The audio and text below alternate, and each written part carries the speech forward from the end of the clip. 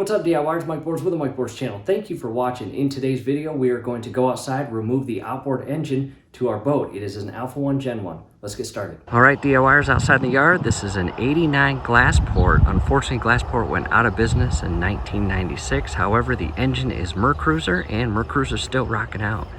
Step number one, we are going to lower the front end of the trailer, and that is going to raise the back end and give us more clearance for the outdrive to be pulled off or removed. At this point, I've got the cover pulled back. I do want to show you something inside the boat. You can see that my throttle lever is in the 12 o'clock and neutral position. Now let's head to the back of the boat. And there is the original Glassport sticker, long faded away. To the back of the boat, there is our outdrive. This is a Alpha 1 Gen 1 Mercruiser 3.0 liter. And the next thing I want to do is verify that the outboard is in the up and full trailer position. With the outdrive in the full up and trailer position, I'm going to shift to the backside, verify it is straight. Some people do this next step, some people don't. I am going to be doing a lot of work, replacing the bellows, gimbal, etc. I'm going to measure just above that point, flush with the rear of the boat, all the way back to this portion right here. And basically 26 3/4 inches. I want to make sure everything is properly aligned and the same measurements when I put everything back together. To the side of the outdrive, I want to reposition the camera. Up under here is a gear shifter, and the next step is important. You want to make sure that your throttle lever is in the forward position, and I'll show you why. Underneath the engine now, and this is your gear shifter, and you'll notice a slight slant to it. I'm now going to put the throttle lever in the forward position to straighten out the pin and shifter. Now that we have a better view of the gear shifter, we are now going to lower the outdrive.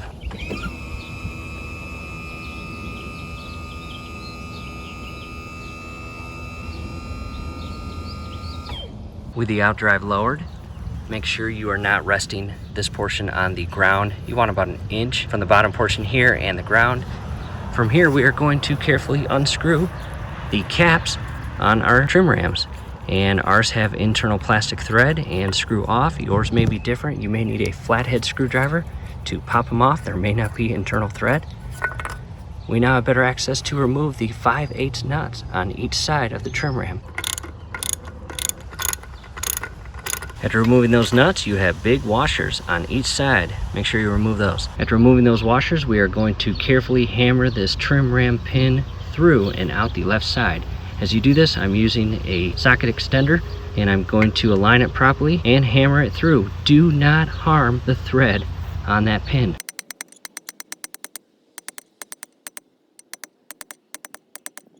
As you hammer out this pin, you may have a wandering trim ram, and to compensate that and lock the trim rams in place, you can use a C-clamp. Some people do it, some people don't.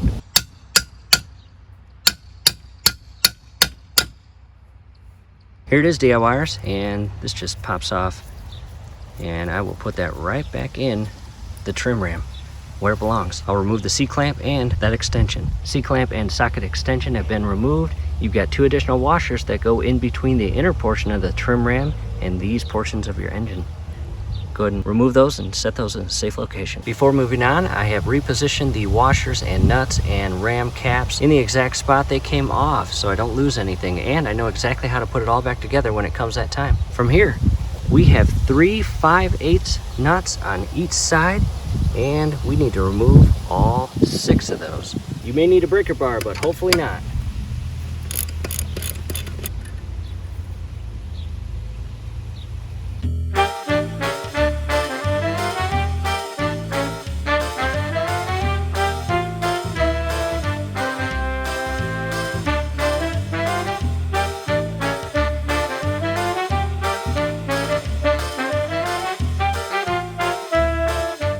After removing those 6 nuts and washers, you will notice I only have 5 washers removed.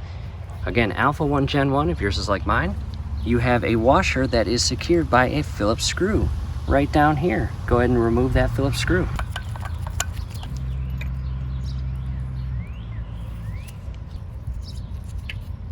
All 6 nuts and washers are removed. I like to stay organized and make sure these same bolts and washers go back on the exact spot when it comes time to rebuild. Now it's time to remove the outdrive. From here, I just grabbed the bottom portion right here and a couple friendly jolts, it should come right off.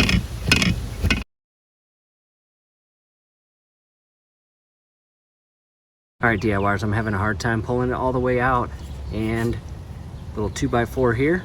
I will place it right here and carefully hit this off until it falls, just like that. Now I will carefully remove this.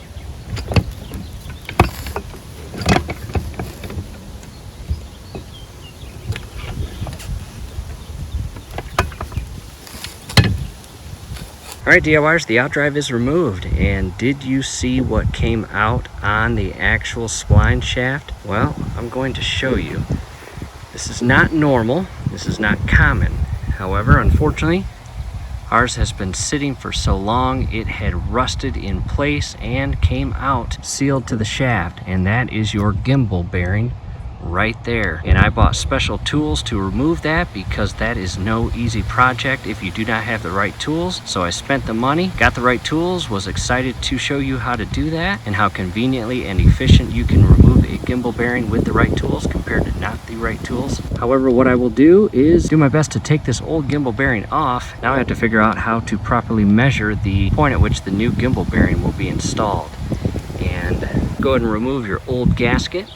I reinstalled the washers and bolts on the studs, and inside there is where the gimbal bearing came out of. A lot of grease, very dirty. This is your bell housing. We're going to remove that in the next couple videos and clean it up, replace the bellows, replace the shift cable, and more. So if you are interested in that, definitely check out the link scrolling above. It'll take you to the next step. Real quick, couple additional recommendations. Do your absolute best not to rest the weight of the engine on the prop. You don't want to harm the prop or any internal parts. In addition, I've got the trim rams up with bungee cords, and it's extremely greasy inside that bell housing where the gimbal is and the U-joint shaft comes out of. I put a bag over it and bungeed it closed to not allow any wildlife or birds to get in there. If birds get in there and get grease on them and fly away, you will not be able to help them get that grease off of them. From here, we're going to reposition that engine to the garage on the stand. All right, DIYers, at this point we've got the engine on the stand, and this is an awesome stand. It was only about 130, maybe 140, 150 after tax. It's on caster wheels. It is such a perfect fit, and this can hold a lot of Mercruiser engines, as well as OMC, Cobra. Pretty neat. And with the stand, nice perfect height, convenient rollers, and that lower portion right there will never hit the ground, and that is nice. From here, we will now make a video on removing a seized bearing that is stuck to the shaft, and that video link will be scrolling above. Definitely check that out. And we will also drain the entire gear oil from the outdrive, because again, we are going to tear this thing apart and replace all the internal parts. And trust me, DIYers, there are a lot of internal parts inside these little outdrive engines. From here, do us a favor. Hopefully this helps. Below the video, you will see that thumbs up icon. Click on that, like the video, subscribe to the channel. Definitely ring your YouTube bell. That would be very helpful to us. We'd really appreciate it. Thanks again for watching. Oh, this stand is so cool. And if you are interested in how to build this stand, we will also post a link down below in the comment section as well as the description section. We highly recommend getting this cool little stand. It was very affordable and an extremely friendly DIY project to put together. So hopefully we'll see you at the next videos.